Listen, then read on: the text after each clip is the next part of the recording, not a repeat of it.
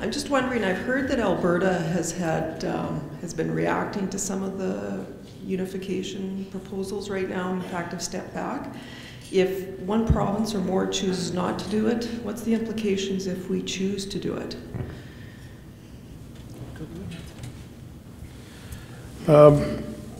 We have uneven response from the different provinces. Largely, most of the provincial designations are behind it, but if any one of the accounting bodies steps back in any of the provinces, we're still moving ahead.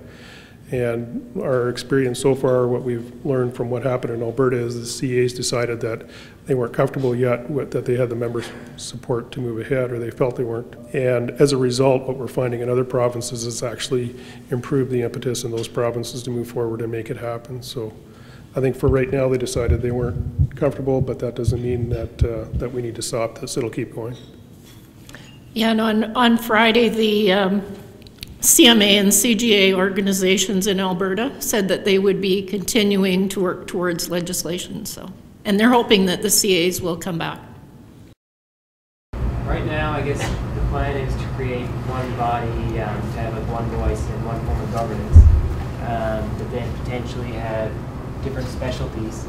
I was wondering if there's much thought put into creating like one big body to create the same sort of governance in one voice, but recognizing CAs or CMAs and CGAs as specialties within the one body.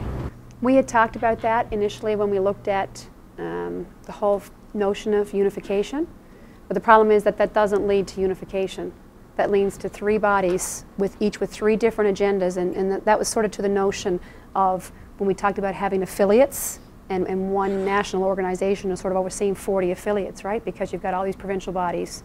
You know, you have 3 bodies within each province, and then multiply that across 10 or 12 or 14 jurisdictions, you end up with an awful lot of people underneath that umbrella. And having worked with 14 other provincial bodies sometimes, and Dorothy can appreciate this, it's challenging to get agreement on a lot of issues with 14. It would be almost impossible with 40. I guess what I'm missing is wouldn't be able to have the same sort of setup if we had a group of like so many CAs in the big CPA board, so many CMAs in the same board, and we kind of allocate on a percentage sort of basis that way and achieve the same thing? I think the notion is that it becomes very difficult from a branding perspective. And you don't get that unified voice that you have by having a single designation. If you look at some of the benefits that we had talked about toward doing this, there's the whole notion of the increased efficiencies. And if you keep your existing designations, then you have to keep the regulatory processes for the existing designations, and you reduce that ability to increase those efficiencies. You reduce the ability, you're still going to have these same, and I don't like the word squabbles, but you are going to have these same issues arise between different designations coming to the table with different opinions and different agendas. And the notion is, I think that if you go toward one designation, you know, there's still going to be, for us, there'll still be CA, CMA, and CGA. You know, we're always going to see that. But 20 years down the road, hopefully that discrepancy will be gone. And this is not going to be a clean-cut process, folks. It's not going to happen that these various bodies are not going to bring some of their baggage with them originally. You know, we're not built that way. And we're all going to come to the table at different times as well, depending on when the legislation gets enacted. But the reality is, you got to move toward an end game. And the end game that you're moving towards is a common designation. So to try to keep that CPA, CGA, CA differentiation within the new designation is only going to, you're not going to get to your end game. You're just going to perpetuate these differences that we've had all along. I still have, I guess, some nagging doubts about this Ontario situation.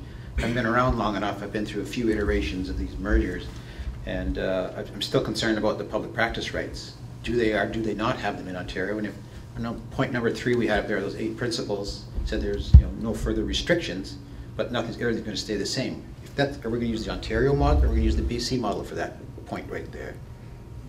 Because that concerns me.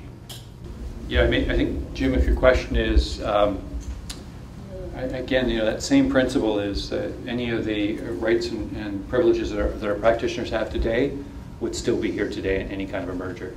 You know, there'd be no suggestion at all that those rights or practices would change. In terms of a regulatory framework, you know, we'd certainly be exploring how that would look like across Canada. I don't think there would be, I think it would be difficult to agree to the existing framework in Ontario. I mean, CGAs do have practice rights in Ontario, but they go through a different process than we do everywhere else. And as you know, we're actually in a discussion.